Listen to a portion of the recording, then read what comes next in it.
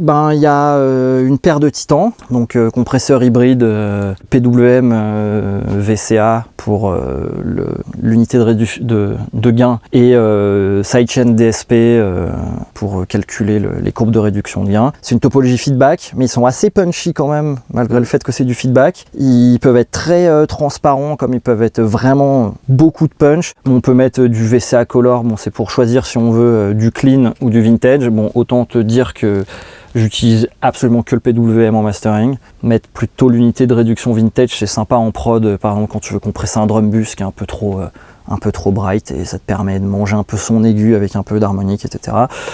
Parallel mix, bon, truc classique. Dynamic color qui en gros fait, pendant que tu compresses, il fait de l'expansion via de la THD, quoi. Donc pendant que tu compresses, il expand sur les attaques. Donc en fait, ça peut te rajouter vraiment énormément de punch, jusqu'à temps que ça soit clairement de la grosse disto sale.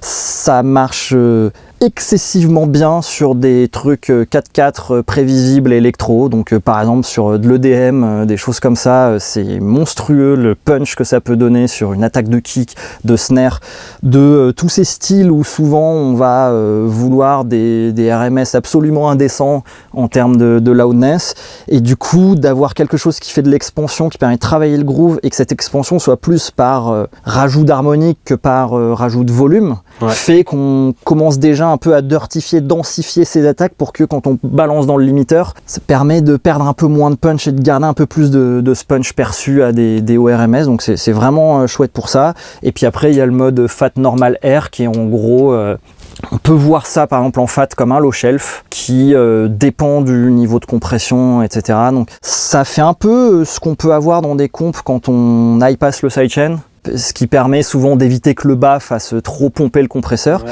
Là, on a un peu cette sensation-là, mais avec un truc beaucoup plus solide et costaud. Enfin, c'est assez indescriptible, mais quand tu as un morceau où tu peux mettre un peu de compression et tu sens qu'il prendrait bien un petit peu de bas avec, tu arrives à avoir un beau groove tout en solidifiant le bas. Enfin, moi, j'adore en tout cas. C'est vraiment là aussi sur de l'EDM, sur des musiques électroniques, sur des choses comme ça, c'est vraiment fantastique. Sur des sources très clean en fait. Ouais, ça marche super bien.